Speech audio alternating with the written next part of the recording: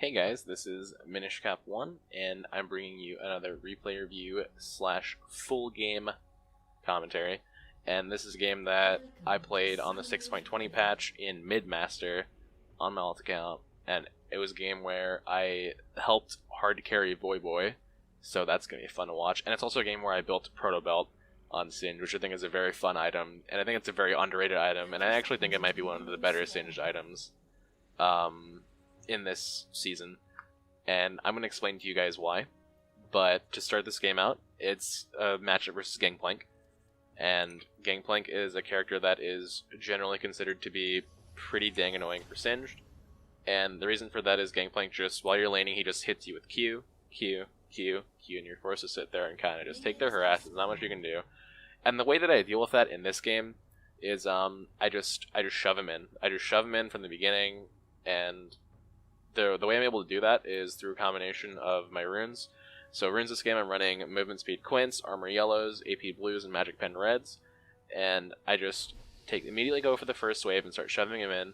My masteries are 18-0-12 with Deathfire Touch as my keystone. And the reason I took Move Speed runes this game, you'll see here in a second, but you don't really need flat AP runes versus Gangplank because he's never going to get in range to fight you. He's never going to sit there and auto you. Like, he's not going to let you fling him. So immediately after shoving the first wave, I head behind his tower, and I'm not actually proxying here. I'm just DPSing the creep wave with my poison while I drag it out from behind his tower, and I just kind of walk with the creep wave.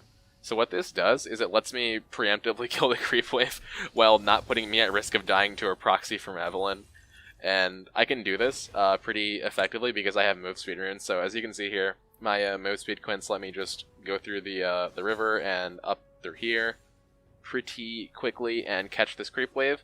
And on this creep wave, I tried to do the same thing, but I noticed that these creeps are dying really quickly, so I can't walk past the tower, so I just go right down. And with move speed quints, I'm able to walk around and still catch the rest of this creep wave right around the other side.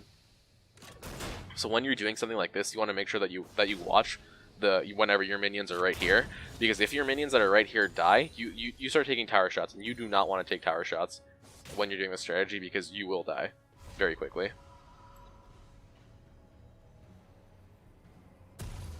So first back, I buy boots and a vision ward. Boots just because I want more movement speed, because I want to be able to keep playing like this, and I don't want to, if I do get caught by Elise, I want to be able to try and get out. So boots are very helpful there.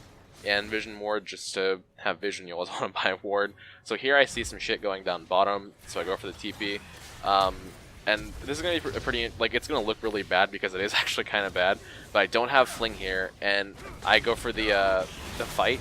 The tower dive, and we get the kill on Bard, but my bot lane ends up dying to Elise.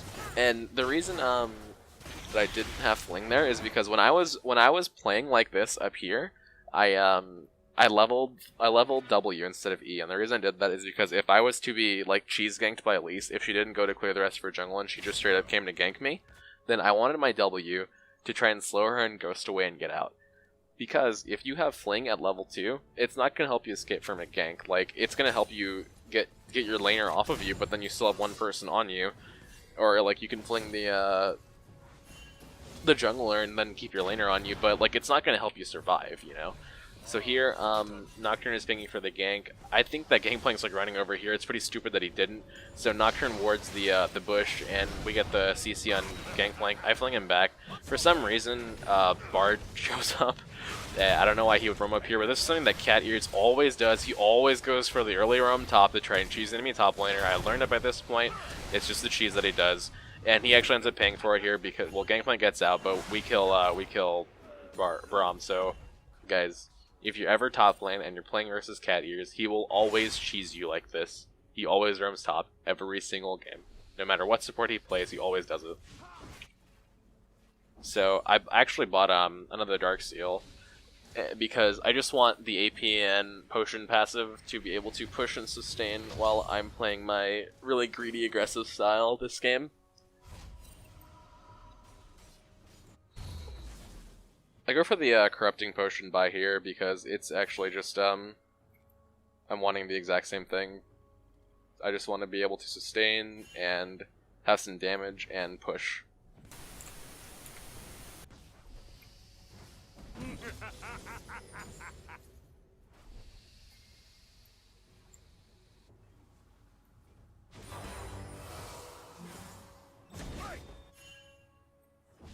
So here, I'm actually going for the full proxy because I noticed that Elise is like going around bot side. So I go behind the tower and I start pushing these creeps, and then after they're dead, I just walk straight around and I start proxying the wave right behind because I know that Elise is bottom. And at this point, I'm about to be 6. Gangplank's already 6, by the way. Whenever someone like Gangplank or Shen or Karthus or Soraka or anybody with a global gets level 6, you want to tell your team in chat that, hey, this person's level 6. You have to watch the way you play because they can help their team at any time from anywhere. So the reason I'm proxying now, like full proxying, is because I'm level 6. And you're going to see why here. As soon as I see Elise, I pop my ult, and I initially want to run away, but I notice I'm doing a lot of damage to her. So I just try and all-in her and go for the fight. And she blows her flash here and gets an Ori shield, but I end up getting the fling on her, and I kill her anyways. So I want to rewind this and show you guys exactly why this is so good.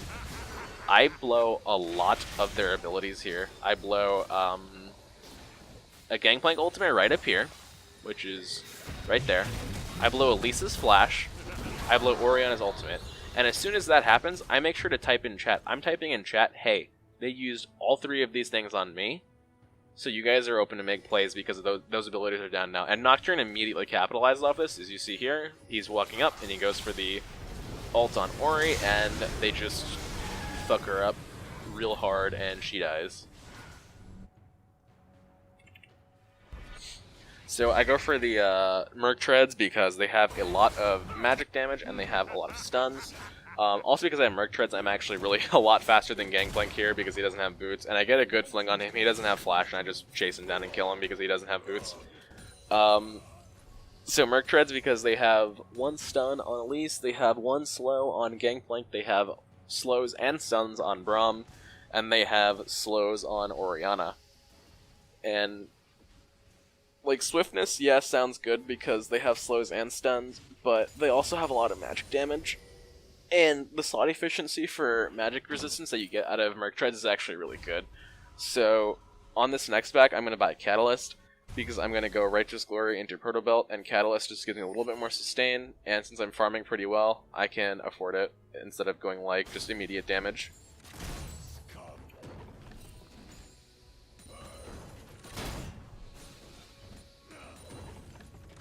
So yeah, just playing like I was doing before, I'm just shoving them in.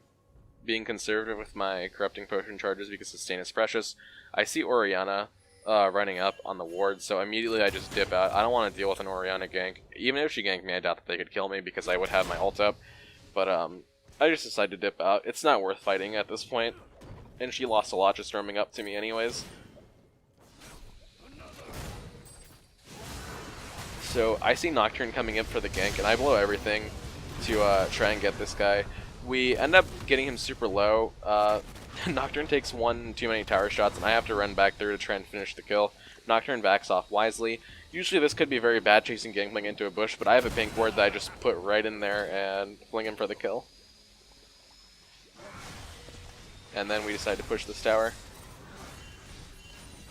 They're pinging me back for the Ezreal ult. He ends up missing, and then we just take the tower, and I recall.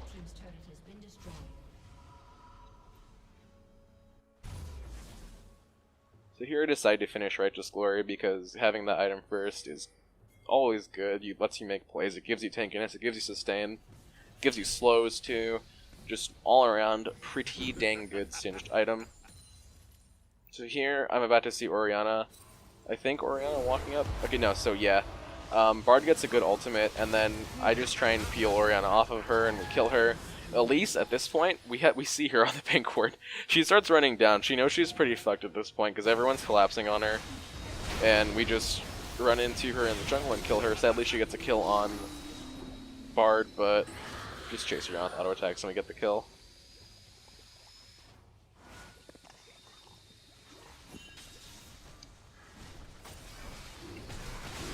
And then we do the dragon, and I tell him... okay, so here, I'm going to rewind that so I can explain why I do this. So here, as we're killing the dragon, I see my top wave is about to crash in the tower, which on this one minion, and I don't want to let that happen because I don't want to lose this big wave of CS because I want to be able to get my items as fast as possible and keep being relevant in this game. If I stayed there for the dragon, which we already had secured, instead, like pretty much safely, instead of getting that top farm, I would have been actually lost more than we gained for me making that play, because I need to be able to like catch up and farm to Gangplank and then out CS him, because Gangplank's going to get more money than you no matter what you do. So you want to be able to get as much money as you possibly can to carry in the early game when you're way stronger than him. Gangplank spikes it really hard late game, not early game. So here, I see that there's no one on the map, and initially, like, here, let me rewind and show you guys what my thought process here is.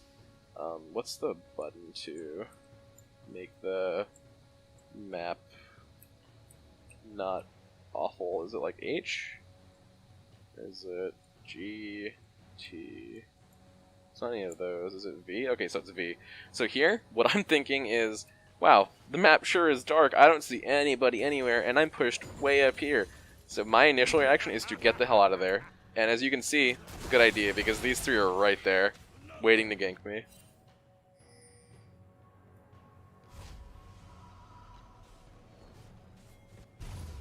So I get a Kindle Gem here, and the reason I get a Kindle Gem is because I'm going to build it into a Proto Belt. Nocturne gets solo kill on Gangplank, and I'm pretty sure Nocturne flashes for that.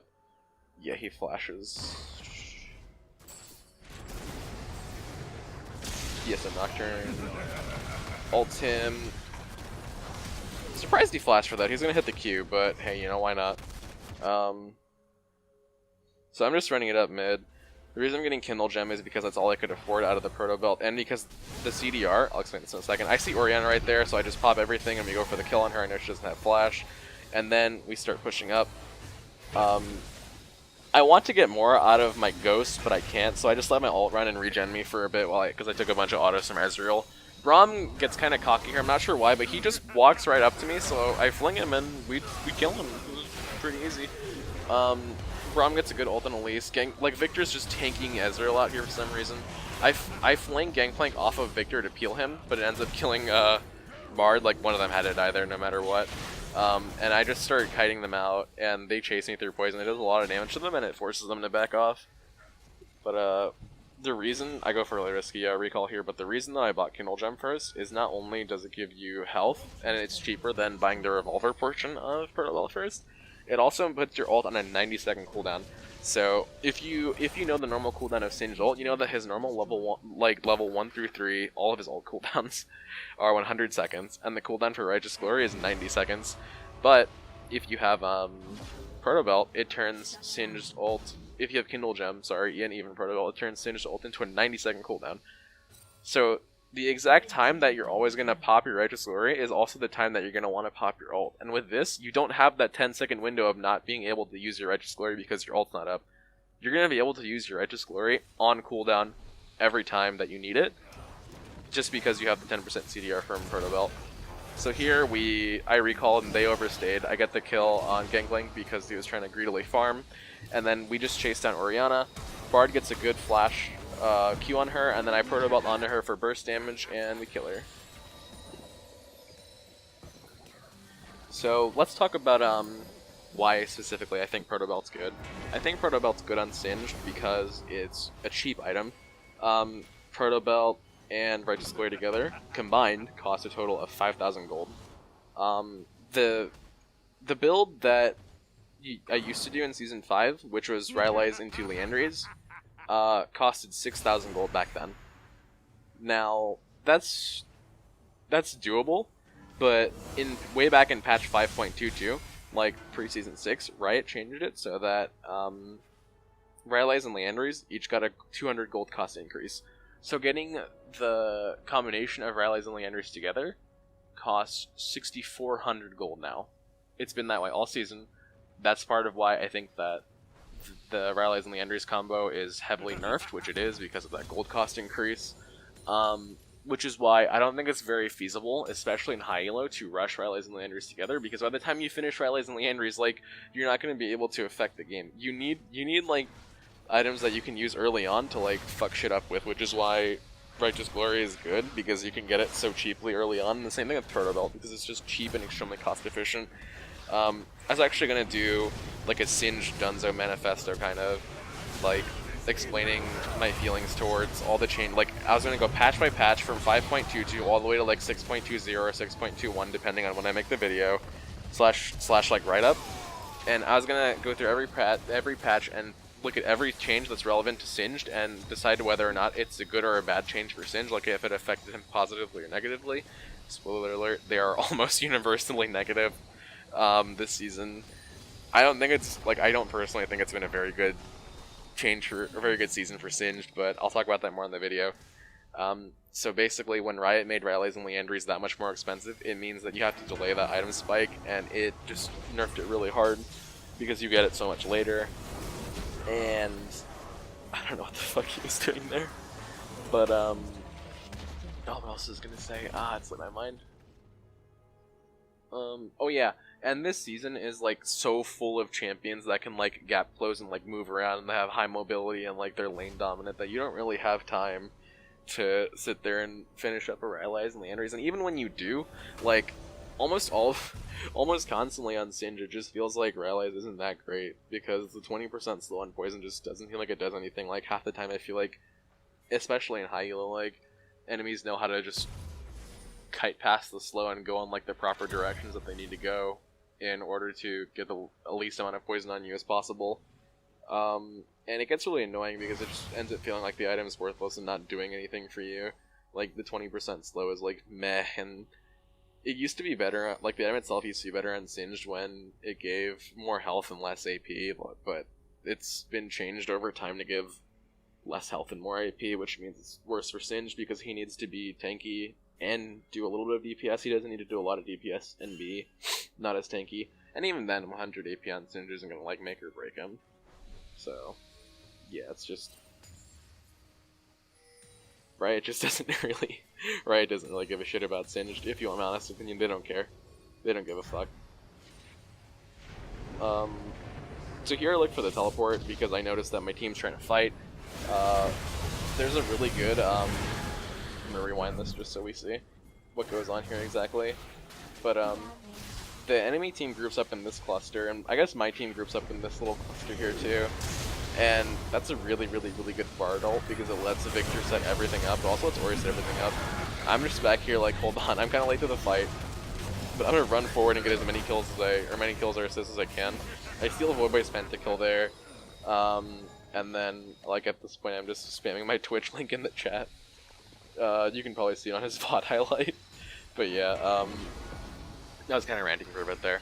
Riot doesn't give a fuck about Singed, but it's hopefully it changes in preseason. But I think like the same guy who's done the stupid Juggernaut changes and like stupid Season 6 changes is actually the same guy who's going to be in charge of like the Season 7 changes. So I don't know. As time goes on, I'm just getting less and less like. I just have less fun playing Singed because he just feels so weak. Like at the end of the day, I'm still a really competitive person. Like I love playing Singed and everything, but I also love winning. And it just feels like Singed has had such a hard time winning this season because of how badly like all the changes have affected him.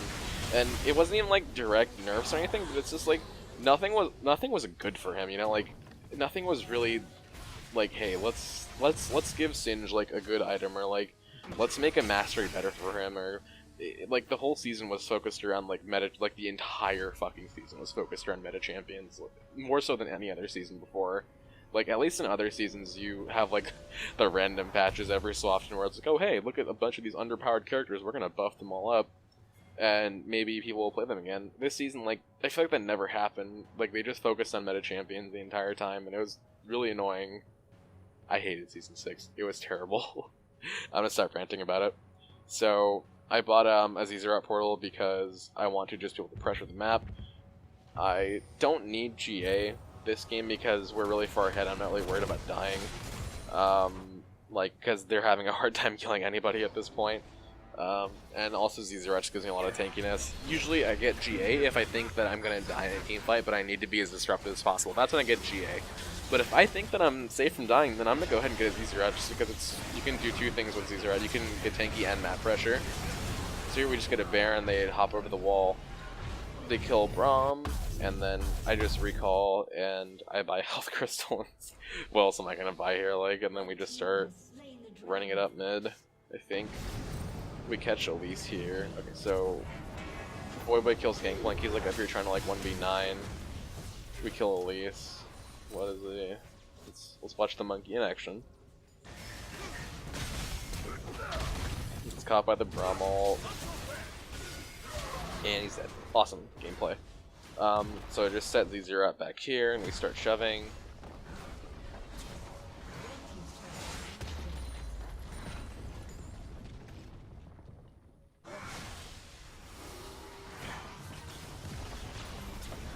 And we kill everything pretty fast, as you can see.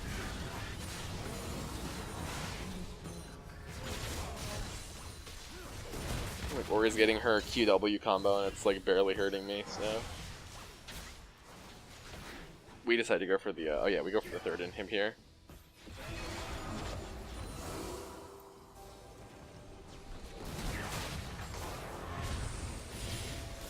My team gets kind of chunked out there. He flashed the Oriole.